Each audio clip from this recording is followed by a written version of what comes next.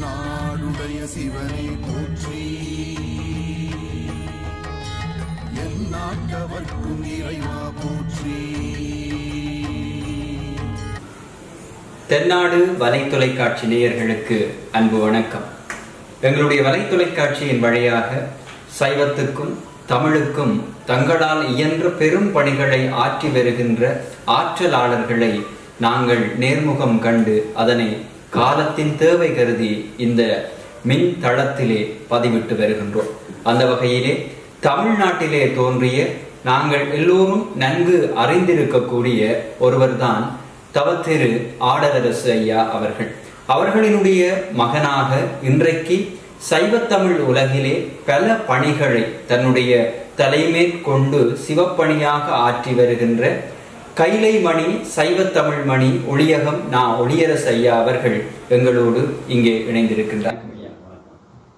இன்றைக்கு பல்வேறு தமிழ் பணிகளை தமிழகத்தை தாண்டியும் பல நாடுகளிலே நீங்களும் உங்களுடைய மனைவியாரும் இணைந்து நடாத்தி வருகின்றீர்கள்.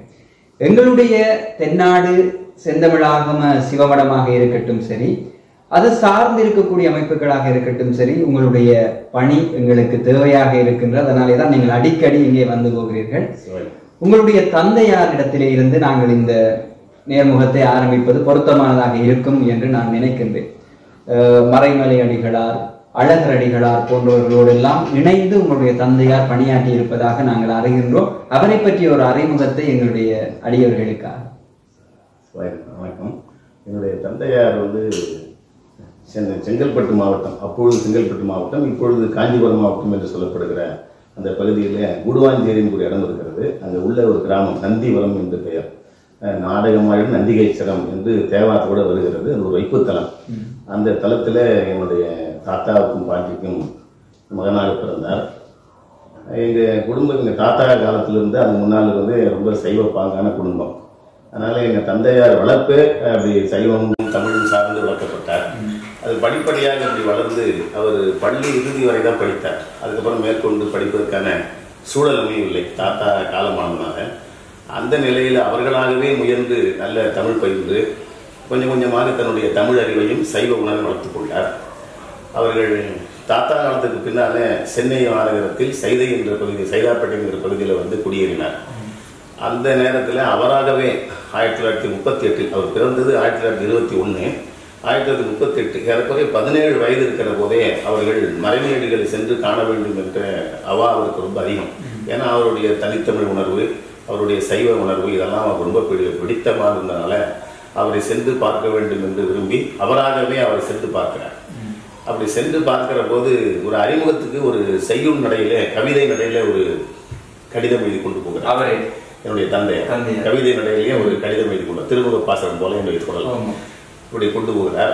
அதை போகிற போதை பார்த்த உடனே தன்னை அறிமுகப்படுத்தி கொண்டு உங்களை பார்க்க வந்தேன் என்று சொன்னபோது அந்த கடிதத்தை கொடுக்க அதை படித்து பார்த்து விட்டு ரொம்ப அருமையாக இருக்கிறது, சங்க இலக்கிய நடை போல உங்களுடைய செய்யுள் அமைந்திருக்கிறது, மிகவும் சிறப்பாக எழுதியிருக்கிறீர்கள், உங்கள் பெயர் என்ன என்று கேட்கிறார். அவர் என்னுடைய பெயர் நடராஜன் என்று சொன்னபோது நல்ல தமிழ் உணர்ச்சி இருக்கிறார், உங்கள் பெயர் நடராஜன் இருக்கிறது என்று சொல்லி அடுத்த வினாடி அவரை ஆடலரசு என்று பெயர் மாற்றம் செய்தார். அன்றிலிருந்து அடிகளார் மறைந்த 15/9/1950 வரையில் மிக நெருக்கமாக அவரோடு தொடர்பு கொண்டார். ஏறக்குறைய 12-13 ஆண்டுகள் மிக நெருக்கமாக அவரோடு தொடர்பு கொண்டிருந்து அவருக்கு ஒரு அணுக்க தொண்டராக அவர் விளங்கி கொண்டிருந்தார். அவரிடம் மூலம் நிறைய பயிற்சிகள், இந்த தமிழ் வழிபாட்டு பயிற்சியெல்லாம் அடிகளாருடைய மூலம்தான் கற்றுக்கொண்டார். அப்படித்தான் அவர் தமிழ் வழிபாட்டை செய்ய தொடங்கினார். ஒளியகம் என்கின்ற ஒரு பெயர் அடைமொழியாக உங்களுடைய தந்தையாரிடம் இருப்பதை நாங்கள் பார்க்கிறோம், உங்களிடத்தில் இருக்கிறதையும் நாங்கள் பார்க்கிறோம். அதனுடைய அர்த்தம் என்ன? அவர் சென்னையில் 1940 அல்லது 39-40களில் திருவள்ளுவர் செந்தமிழ் சிவநெறி கழகம் என்று ஒரு அமைப்பை உருவாக்கினார். மறைமலடிகள் தான் அதை தொடங்கி வைத்தார். அது தொடர்ந்து சில ஆண்டுகள் நடைபெற்றன. அதுக்கப்புறம் பல்வேறு சூழலாக அது நடைபெற முடியாமல் போயிட்டது. தொடங்கிய சில ஓராண்டிலேயே அவர் ஒரு இதழ் நடத்த வேண்டும் என்று எண்ணி அந்த இதழ் மூலம்தான் நம்ம கருத்துக்களை எல்லாம் மக்களுக்கு பரவ செய்ய முடியும் என்று உணர்ந்த காரணத்தினால அவர் ஒரு இதழ் தொடங்கினார். அதுக்கு ஒளி என்று பெயர் விட்டார். அது தொடங்கியது எனக்கு தெரியாத நினைவிருக்குமானால் 1940-41 ஆண்டுகளில் தொடங்கி இருக்கிறார். அது சில ஆண்டுகள் தான் வந்திருக்கிறது. அந்த இதழ் அப்புறம் இதழ் நின்று போனது பல்வேறு சூழல் காரணமாக. அப்புறம் இந்த அமைப்பும் சரியாக இயங்க முடியாமல் போயிட்டது பல காரணங்களினால. அந்த நிலையில அந்த ஒளி என்ற இதழ் அவர் நடத்தியதனாலே தன்னுடைய பெயருக்கு முன்னாலே ஒளியகம் என்று பெயரை வைத்துக் கொண்டதாக ஒரு முறை என்னிடம் தெரிவித்தார். நான் அப்பொழுது ஒரு முறை அவர்கிட்ட கேட்டேன், நீங்க ஒளியகம் வைத்திருக்கிறீங்க, வீடே இல்லை உங்களுக்கு, அது என்ன ஒளியகம் வைத்துக்கொண்டு கேட்டபோது அவர் சொன்னார், இந்த மாதிரி இதழ் நடத்துகின்றேன், அது நின்று போனதுனால அதை பெயரோடு இணைத்துக் கொண்டு ஒளியகம் என்று வைத்துக் கொண்டேன், ஒரு கால் வீடு கட்டினால் அதற்கு ஒளியகம் என்று பெயர் வைப்பேன் என்று சொன்னார். நான் நினைத்துக் கொண்டேன் என்னுடைய பேர் ஒளி என்பதனாலே ஒளியகம் என்று எனக்காக வைத்துக் கருதினேன். ஆனால் அது அப்படி இல்லை, நான் பிறக்கிறதுக்கு முன்னாலேயே அது வைத்து, நான் பிறந்தது 1952 தான். ஆனால் அவர் அப்பதான் வைத்துக் கொண்டார். அதனால நான் முதல்ல மறைமலை நகரில் ஒரு சின்ன வீடு எனக்கு அமைந்தது. அரசாங்கத்து சார்பில் விண்ணப்பம் செய்து ஒதுக்கீடு செய்தார்கள் அந்த நகர். அப்போ அந்த வீட்டுக்கு அப்பா வைத்து ஒரு ஒளியகம் ஒரு கல்வெட்டு திறந்து வைத்தேன். அப்பாவுடைய ஆசை நிறைவேற்ற வேண்டி என்னுடைய பேர் ஒளி என்பதனால ஒளியகம் எனக்கு பேராச்சு, அவருடைய பேர் வைக்க மாட்டேன் ஒளியகம் என்று பெயர் வைத்து கல்வெட்டு அவரும் திறந்து வைத்தார். அந்த மாதிரி ஒரு ஒளியகம் என்று பெயர் அப்படியே அவருக்கு சேர்த்துக் கொண்டார். அவருக்கு பின்னாலே நான் அதை அப்படியே ஒளியகம் என்று அறிவித்துக் கொண்டேன். உங்களுடைய தந்தையார் மறைமலை அடிகளாரோடு ஒரு அணுக்க தொண்டராக இருந்தார் என்று நீங்கள் சொல்லியிருக்கிறீர்கள். அதே போலவே சைவ சித்தாந்த செஞ்ஞாயிறு என்று போற்றப்பட்ட அழகர் அடிகளாரோடும் அவர் இணைந்து பணியாற்றியதை நாங்கள் அறிகின்றோம். அதை பற்றி சொல்லுங்கள். அழகர் அடிகளார் அவர் கொஞ்ச காலம் காஞ்சிபுரத்தில் படித்துக் கொண்டார். என் தந்தையார் இளமை காலத்தில் கொஞ்ச காலம் சில ஆண்டுகள் 2 ஆண்டுகள் அப்படி இருக்கேன்னு நினைக்கிறேன். நம்ம காஞ்சிபுரத்தில் பயின்ற போது அங்கே இவர் சொற்பொழிவாற்ற வருவார். நம்முடைய சைவ சித்தாந்த செஞ்ஞாயிறு என்று போற்றப்படக்கூடிய அழகரடிகள் ஐயா அவர்கள் சொற்பொழிவாற்ற வருகிறார். அப்படி வருகிற போது இந்த வாலாஜாபாத் ஒரு பகுதி, காஞ்சிபுரத்துக்கு மிக அருகில் இருக்கிற பகுதி, அங்கே வாத்தி மாசிலாமணி முதலியார் என்ற ஒரு அன்பர் இருந்தார், பெரியவர் இருந்தார். அவர் ஒரு பள்ளிக்கூடம் நடத்தி கொண்டார். அந்த பள்ளிக்கூடத்தில் வகுப்பு எடுக்க சொற்பொழிவு பார்க்கிற போது என்னுடைய தந்தையார் அவர் போய் பார்த்திருக்கிறார். அதிலிருந்து அந்த சொற்பொழிவு கேட்டதிலிருந்து அவர் மேலே ஈர்ப்பு ஏற்பட்டு அடிகள் காலத்திலேயே அவரோடு மிக நெருக்கமாக தொடர்பு கொண்டு, அதுக்கப்புறம் அடிகள் வீட்டுக்கு போகிற போது ஐயாவும் அடிகளும் போவார்கள், இவரும் போவார். அது அழகரடிகளும் போவார், இவரும் போவார். அப்படி அவரோடு நெருக்கமாக இருந்தார். அடிகள் தொடங்கிய திருக்குறள் பீடம் என்ற அமைப்புக்கும் அவர் முன்னால் தொடங்கிய குருகுலம் என்ற அமைப்பு 1949 தொடங்குகிறது என்கிறேன். அந்த அமைப்புகள்லாம் தொடங்குற போதெல்லாம் அப்பா அவரோடு நெருக்கமாக இருந்து அவரோடு ஒரு அணுக்க தொண்டராக எப்படி அழகரடிகள் மடமேடுதல் இருந்தாரோ அதே போல இவரிடத்திலும் அப்படி அணுக்க தொண்டராக இருந்து தன்னை அவரிடத்தில் ஒப்படைத்துக் கொண்டார். அழகரடிகளிடத்துல அவருடைய சொற்பொழிவாக இருக்கப்பட்டவர்.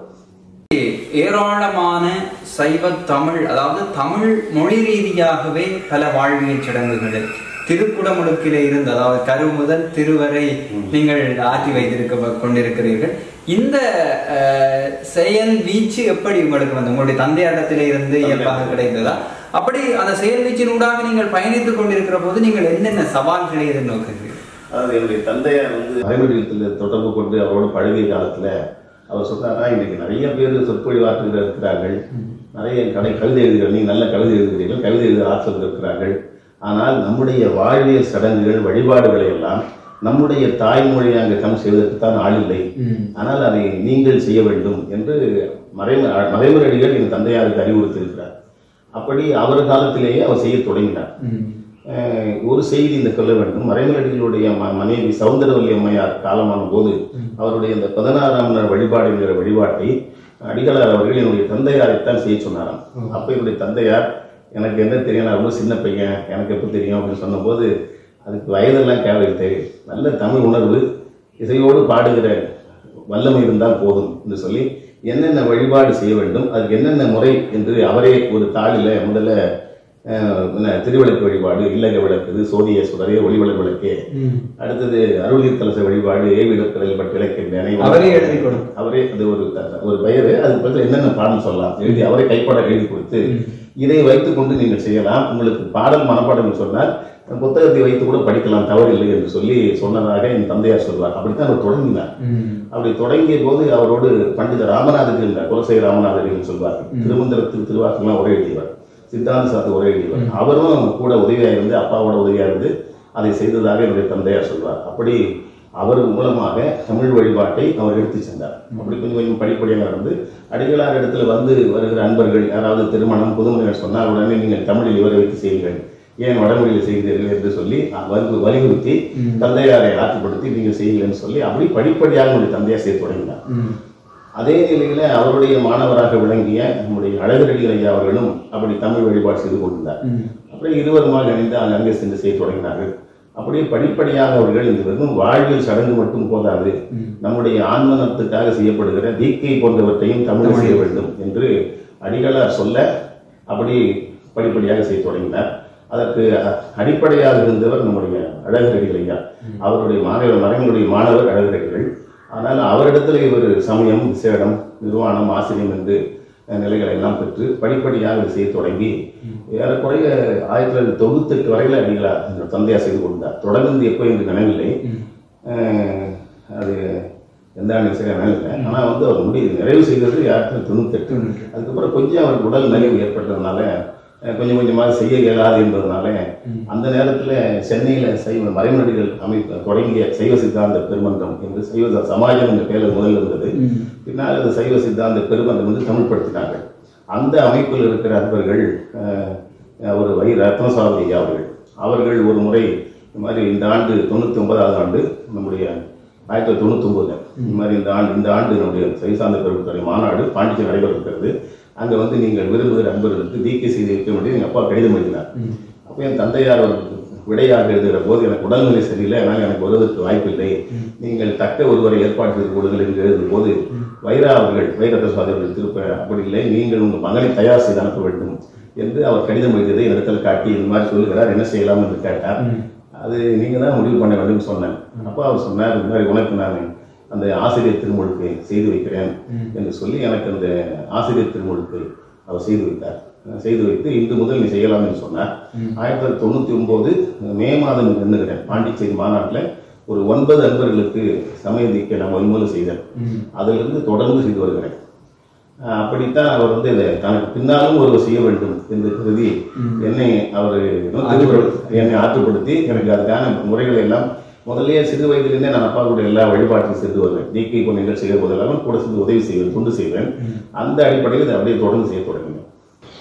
இவ்வாறு இருக்கிற போது உங்களுடைய சிறிய தந்தையார் நாரா முருகவேல் ஐயா அவர்களோடும் இணைந்து நீங்கள் தமிழ் பணி செய்திருப்பதாக அறிகின்றோம். அவரை பற்றியும் அவருடைய தமிழ் பணிகள் பற்றியும் என்னுடைய சிறிய தந்தையார் அதாவது சித்தப்பா அவர்கள் நாரா முருகவேல் என்று பெயர். எங்கள் அப்பாவுக்கு எங்கள் தாத்தாவுக்கு 3 பிள்ளைகள். அதான் முதல்ல பிறந்த சிறிது ஆண் குழந்தை பெண் குழந்தை மாறி மாறி பிறந்தாலும் கடைசியாக நின்றது 3 குழந்தைகள்.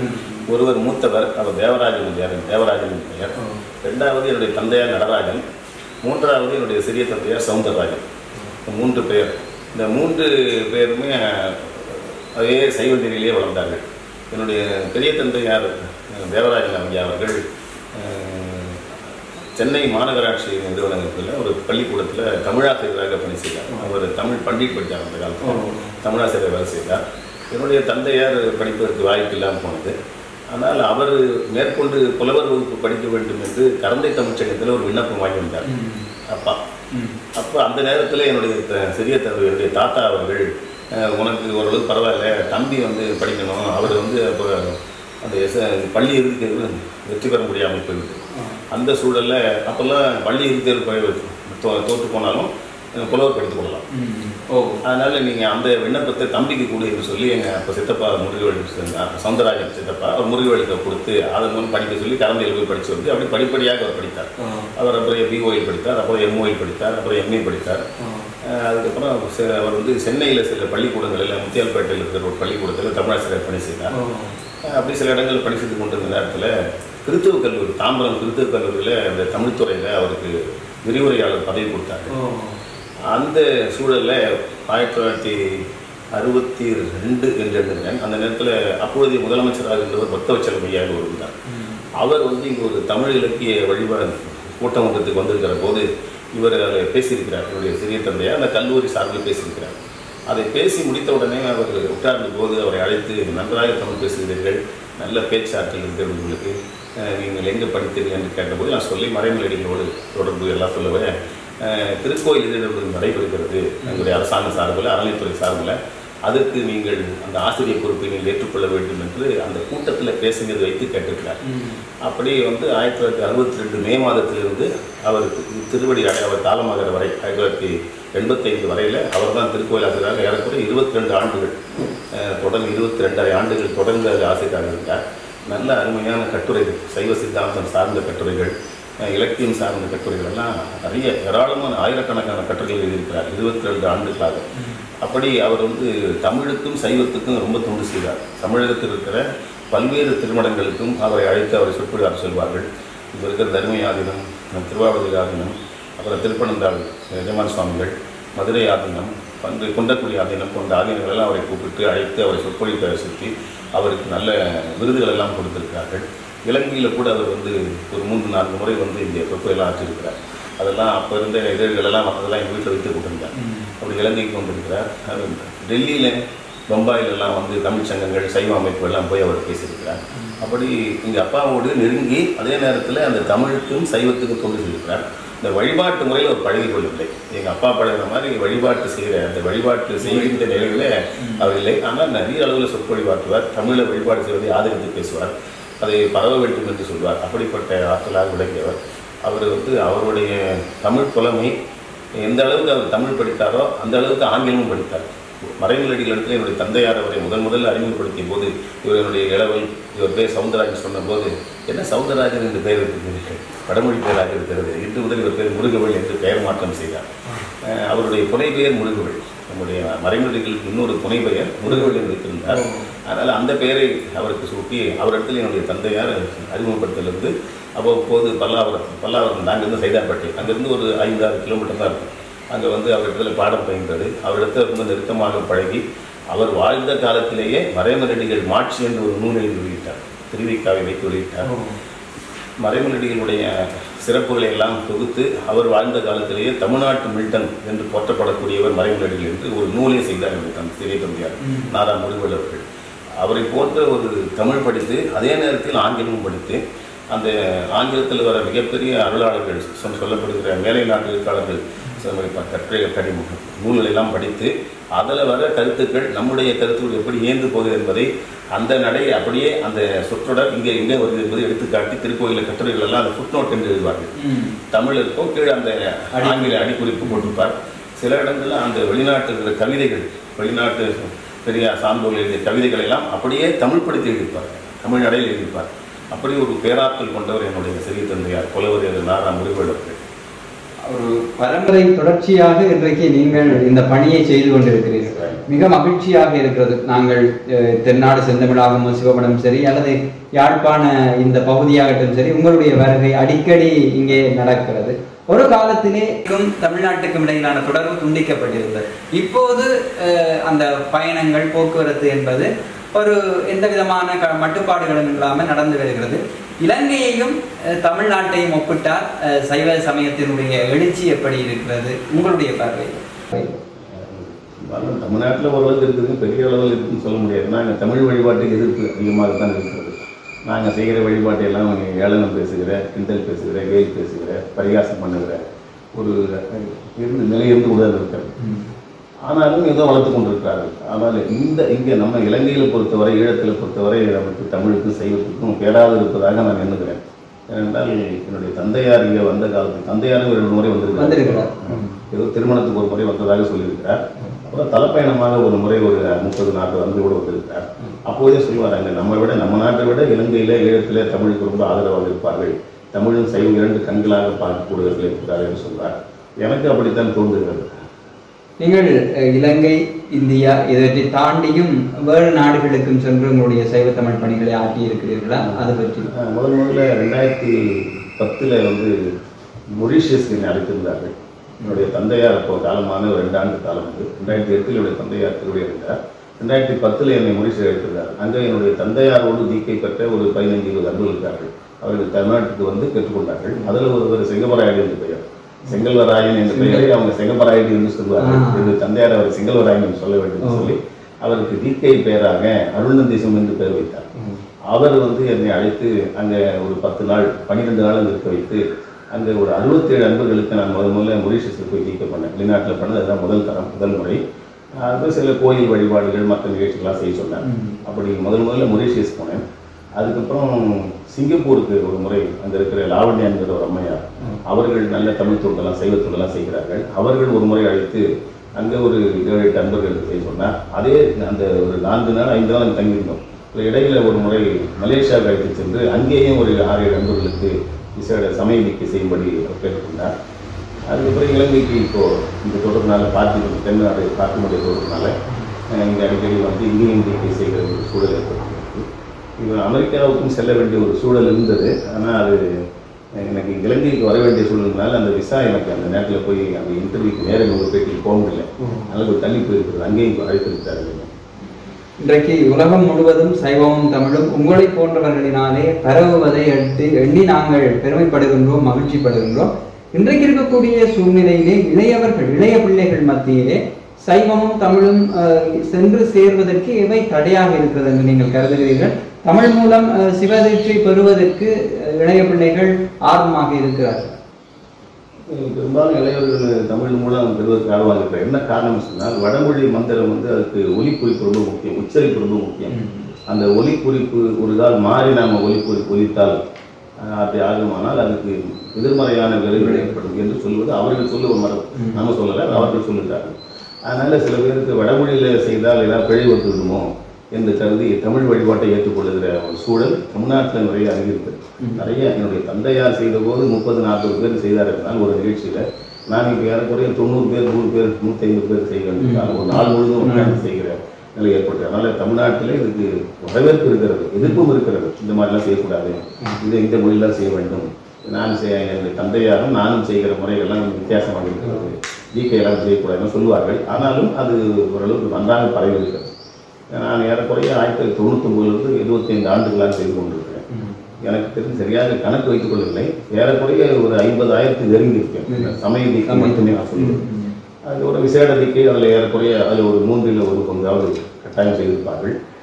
அதுக்கப்புறம் அடுத்த நிலையாக இருப்பது ரொம்ப அறிவித்தம் செய்திருக்கிறோம். அந்த நிர்வாண தீக்கை சொல்லப்படுகிற இந்த தீக்கையில் வந்து 4 நிலைகள் இருக்கிறது. ஒன்று சமயம், விசேடம், நிர்வாணம், ஆச்சாரியம் என்ற பெயர். இந்த நல்ல தமிழில் நுழைவு, நோன்மை, நுண்மை, ஆசிரியம் என்று என்னுடைய தந்தையார் சொல்வார். இந்த நுழைவு என்பதுதான் சமய தீக்கை. அது ஏராளமாக ஏறக்குறைய 50,000 தாண்டி கொடுத்திருக்கேன். அடுத்தது விசேடம் என்பது அதில் பாதி அளவுக்கு அருமையாக வந்திருப்பார். அடுத்தது நுண்மை என்பது என்னுடைய தந்தையார் எனக்கு சொன்னது. அண்மையில் நான் வந்து ஒரு சைவம் என்ற ஒரு இதழ், அது மிக பழங்காலத்தில் ஒரு இதழ், அது 100 ஆண்டுகள் கடந்த ஒரு இதழ். அது அண்மையில் ஏதோ நெட்டில் வலையத்தில் இணையதளத்தை தேடுகிற போது அந்த புத்தகம் ஒன்று பழைய இதழ் வந்தது. அதில் வந்து தீக்கையை பற்றி ஒரு குறிப்பு இருக்குது, எந்தெந்த காலத்தில் செய்ய வேண்டும் என்று என்னோட தந்தையார் சொல்லியிருக்கிறார். அதில் வந்து சமய தீக்கை ஏற்றுக்கொண்ட நண்பர்கள் 3 ஆண்டுகள் தொடர்ந்து தொய்வில்லாமல் செய்து வந்தால் அவர்களுக்கு விசேட தீக்கை வழங்கலாம் என்று அதில் குறிப்பு இருந்தது. அதே போல் நிர்வாண தீக்கை என்பது 12 ஆண்டுகள் இந்த ஏற்றுக்கொண்ட உடையவர் சிவபூசை வழிபாட்டை தொடர்ந்து தொய்வில்லாமல் செய்து வைத்தால் 12 ஆண்டுகள் கழித்து அவர்களுக்கு அந்த நிர்வாண தீக்கை செய்யலாம் என்று ஒரு குறிப்பு இருந்தது. இது என் தந்தையர்கிட்ட சொல்லியிருக்கிறார். நம்ம நண்பர்கள் சில பேர் கேட்டபோது 12 ஆண்டுகள் ஆக வேண்டும் சொல்லியிருக்கிறார். அப்படி 12 ஆண்டுகள் கழித்த சில அன்பர்களுக்கு அதில் ஏறக்குறைய ஒரு 30 அன்பர்கள் நான் இதுவரை செய்திருக்கேன். 30-40 செய்திருக்கேன். ஆசிரியர் திருமுழுக்கு என்பது நான் 3 பேர் தான் செய்திருக்கிறேன் இதுவரையில். என்னுடைய தந்தையார் எனக்கு மட்டும் தான் செய்திருக்கார். நான் ஒரு 3 அன்பர் செய்திருக்கிறேன். அதில் ஒருவர் நம்ம தமிழ் வழிபாட்டுக்கு ரொம்ப ஆக்கமாக ஊக்கமாக வந்து நல்ல சொற்பொழிவாற்றுகிற வல்லமையோடு விளங்குகிற பவானி சிவனடியார் திருக்கூட்ட தலைவராக விளங்குகிற தியாகராஜன். அப்புறம் மணிவாசர் ஒருப்பணி மன்றம் என்ற ஒரு அமைப்பை உருவாக்கி அதன் மூலமாக நல்ல தமிழ் வழிபாட்டுக்கான பயிற்சி வகுப்புகளெல்லாம் தொடர்ந்து ஆண்டுதோறும் 2 முறை 4 முறை நடத்தி கொண்டிருக்கிற செயலராக விளங்குகிற குமரலிங்கம். அடுத்தது பவானியை சார்ந்து இப்போது எடப்பாடியில் இருக்கிற ஜானகிராமன் என்ற நண்பர், அவரும் நல்ல தமிழ் தொண்டு செய்வதெல்லாம் செய்திருக்கிறார். இந்த 3 நண்பர்களுக்கு நான் விசேட ஆசிரியர் திருமுழுக்கு செய்திருக்கிறேன். நிறைய ஆர்வம் இருக்கிறது மக்களிடத்தில் தமிழில் வழிபாடு ஏற்பதற்கு ஆர்வம் இருக்கிறது. அது ஏனென்றால் நம்ம மொழி தாய்மொழியாக தமிழ், அதான் அந்த மொழியில் சொன்னால் அந்த உச்சரிப்பு மாறுமானால் எதிர்பலன் என்ற நிலையிலிருந்து மாறி நம்ம மொழியில நம்ம செய்து கொள்ளலாம் என்கிற உணர்வு. சொல்லிய வாட்டின் பொருள் சொல்லுவார் கேட்கப்படும் புண்ணியங்கள் இவை. அதனால அதை ஏற்றுக்கொள்வதற்கு ரொம்ப தாராளமாக இருக்கிறார்கள். நிச்சயமாக நீங்கள் உங்களுடைய இந்த வாழ்க்கை பயணத்திலே சைவத்தையும் தமிழையும் இணைத்துக் கொண்டு போகிற போது ஏராளமான பெரியவர்களோடு நீங்கள் தொடர்பு வைத்திருப்பீர்கள், அல்லது பிரமுகர்களோடு நீங்கள் பழகிய அனுபவங்கள் இருக்கும். அவை பற்றி எங்களோடு நிறைய நண்பர்களிடத்தில் நான் பழகிறோம். அது கொஞ்சம் பெரிய பெரிய நண்பர்கள் பழகிறோம். அதில் வந்து சில நண்பர்கள் வந்து கல்லூரியில் தியாகராஜா கல்லூரியில் வேலை செய்த பேர் எனக்கு மறந்துட்டு ராஜமாணிக்கம் என்று எண்ணுகிறேன். அவர் வந்து தமிழ் வழிபாட்டை இதுவாக கருதி அவர் இல்லத்து நிகழ்ச்சிகளை என்னை வைத்து செய்தார். அது மாதிரி சென்னை பல்கலைக்கழகத்தில் பெயர் நினைவார்கள் எனக்கு. அதே மாதிரி அவங்க செய்திருக்கிறார்கள். இன்னும் பல பிரமுகர் திரைப்படத்துறையில் நடிகர் சிவகுமாருடைய மகள் அவளுக்கு ஒரு மகள் 2 பிள்ளைங்க இருக்கு. அது ஒரு மகளுக்கு நான் செய்திருக்கேன். அண்மையில் நம்ம நடிகர் பொன்வண்ணன் சரண்யா பொன்வண்ணன் அவங்க இல்லத்து திருமணத்தை நடத்தியிருக்கேன். இப்படி பல கட்சிகளை அதிமுக சார்ந்தவர்கள், திமுகவை சார்ந்தவர்கள், திராவிட கழகத்தை சார்ந்தவர்கள், அப்புறம் தமிழ் பற்று உள்ளவர்கள், எந்த கட்சியும் சாராமல் தமிழ் பற்று உள்ளவர்கள் அவர்களெல்லாம் நம்மை அழைத்து செய்வார்கள். அவர்கள் நிறைய பாராட்டியிருக்கிறார்கள். இன்றைக்கு நீங்கள் ஏறத்தாழ எத்தனை தமிழ் திருமணங்களை செய்து வைத்திருப்பீர்கள்? திருமணங்கள் அது எப்படி குறைந்தது ஆண்டுக்கு ஒரு 50 திருமணமாவது நிச்சயமா செய்யும். ஏன்னா ஒரு முகூர்த்த நாள் என்று பஞ்சாங்கத்தில் போட்டு பார்த்தீங்கன்னா ஒரு 50 நாள் 55 நாள் வரும். கொஞ்சம் கூட குறைவா சில நாள் முகூர்த்தம் இல்லாத நாளையும் திருமணம் வைத்துக் கொள்வார்கள். அப்படி பார்த்தா தொடக்க காலத்தில் நான் செய்ய தொடங்கியது ஏறக்குறைய 35 ஆண்டுகள். 87 தொடங்கினேன் நான் செய்யறது. அப்படி தொடங்கின காலத்துலேருந்து முதல் 2-3 ஆண்டுகள் வந்து நிறைய திருமணம் வரல. அதாவது ஒரு திருமண நாள்னா ஒரு மாதத்தில் 5 நாள் வந்து எனக்கு 3 நாள் நடுவோம். அப்படி படிப்படியாக எல்லா நாளும் வர தொடங்கியது. ஏறக்குறைய கணக்கு பார்த்தால் ஒரு ஆண்டுக்கு 50 என்னுடைய தந்தையாரும் நானும் சேர்ந்து இந்த மாஸ் மேரேஜ்னு சொல்லுவாங்க. மாஸ் மேரேஜ் அது நம்ம ரேட்டில் பண்ணல. நம்ம பாலமுருகன் நடிகர் ரத்னகிரி சுவாமி அவர்கள் 3 முறை திருமணம் நடத்தினார். மாஸ் மேரேஜ் வந்து நிறைய கூட்டமாக நடத்துவார். ஒரு முறை 120 பேருக்கு திருமணம் செய்திருக்கார். ஒரு முறை 90 பேர், ஒரு முறை 60 பேர். அந்த கூட்டமாக தனித்தனியான திருமணங்கள் தாண்டியும் கூட்டமாகவும் மாஸ் மேரேஜ் சொல்லுவாங்க. அது அவங்க கோயிலே நடத்துவாங்க. தமிழ் வழிபாடாக நம்ம திருமணம் செய்யற மாதிரி. ஆனால் கொஞ்சம் பாத பூசை மட்டும் கிடையாது. திருவடி பூசைன்னு ஒன்று பண்றாங்க. அப்பா கிடையாது. மற்றபடி இந்த காப்பு கட்டுதல், வேள்வி செய்தல் எல்லாம் நிகழ்ச்சி பண்ணி காப்பு கட்டு எல்லாம் செய்து தாலி கட்டும். தாலி மட்டும் அப்புறம் இருக்கிற யாராவது பெரிய தலைவர் யாராவது கொடுப்பாங்க. ஒரு முறை நம்முடைய குண்டக்குடி அடிகளார் வந்து கொடுத்தார். 120 பேருக்கு திருமணம் பண்ணும்போது குண்டக்குடியை தாலி எடுத்து கொடுத்தார். நான் கூடவே தாலி எடுத்துவோம் 1 எடுத்து கொடுக்க சொல்லுவார். அப்புறம் ஒரு முறை அறநிலைத்துறை அமைச்சராக இருந்து ஆரம் வீரப்பன் ஒரு முறை வந்தார். இன்னொரு முறை ஏதோ ஒரு திமுக அமைச்சர் ஒருத்தர் இருந்தார். அந்த மாதிரி மாஸ் மேரேஜ் வந்து பண்ணியிருக்கோம். அதுவும் கட்சி வேறுபாடுகள் இல்லாமல் எல்லோரும் தமிழர்கள் என்கின்ற சைவர்கள் என்கின்ற ஒரு நிலைப்பாட்டில் இருந்து கொண்டு உங்களுடைய பணிகளை சாதி பாகுபாடு பார்க்கல. எதுவும் அந்த சாதி கேட்கறதில்லை. சைவத்திலும் அது கிடையாது. ஆனால் உங்களுடைய எதிர்கால திட்டங்கள் ஏதாவது வைத்திருக்கிறீர்களா? சைவ தமிழ் பணியாக எதையாவது செய்ய வேண்டும் என்கின்ற ஆவல் உங்களிடத்தில் இருக்கிறதா? புத்தகத்திலையும் அது நிறைய ஆவல் இருக்கிறது. நிறைய செய்ய வேண்டிய வயது இப்போ 72 தொடங்கி கடந்து கொண்டு 72 தொடங்கி எனக்கு ஒரு 6 மாதம் ஆகிருக்கும். இப்போ அதிகமாக முன்ன மாதிரி வெளில போயிட்டு தான் இருக்கிறேன். இருந்தாலும் முன்ன மாதிரி அதிகமாக போகிறதுக்கு கொஞ்சம் உடம்பு கொஞ்சம் இடம் கொடுக்கணும். பரவாயில்ல ஓரளவுக்கு பண்ணுறேன். ஆனால் அதுக்காக தான் நான் வந்து நான் நல்லா இருக்கிற காலத்திலேயே ஒரு 3 நண்பர்களுக்கு செய்து வைத்தது அதுக்காக அதிக ஆதரித்து செய்வதாக தான்.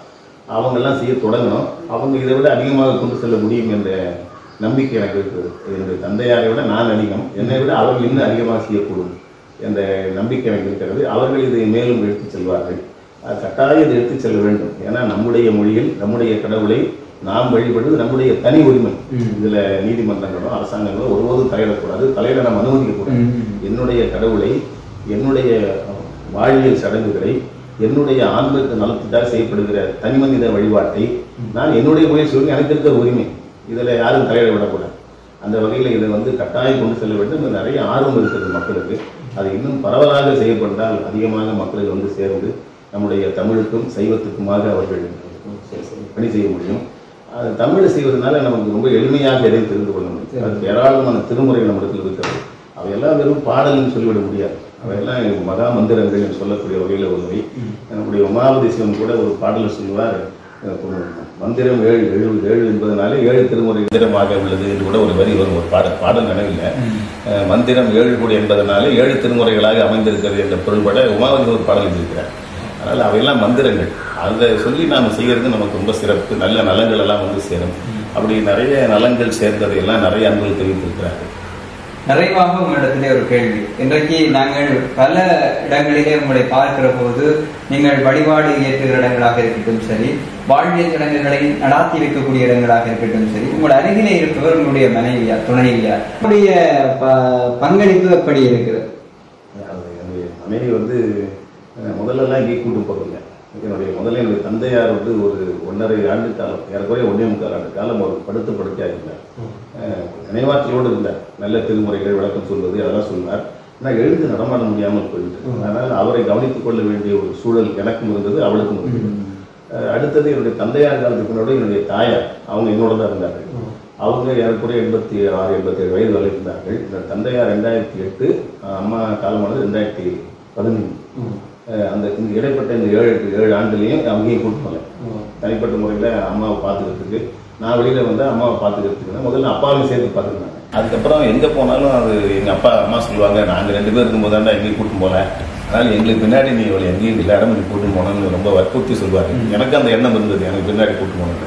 அதனால் அதுக்கப்புறம் எங்கள் மனைவியை என்னுடைய மனைவியை எல்லா இடத்தையும் கூட்டும் போக ஆரம்பித்தேன். 2016 வருஷம் இடையில 2013 அல்லது 12 ஒன்று கைலாயத்துக்கு போன முதல்ல. அப்போ வந்து எங்கள் அம்மா கிட்ட போய் சொன்னேன், நான் இந்த மாதிரி கைலாயத்துக்கு போய் ஏற்பாடு பண்ணியிருக்கிறேம்மா அப்படின்னு சொன்னேன். சரி போயிட்டு வா, நல்லது அப்படின்னாங்க. அதுக்காக வந்து நம்ம கோவையில் ஒரு அமைப்பு மூலமாக தான் நடத்தினாங்க.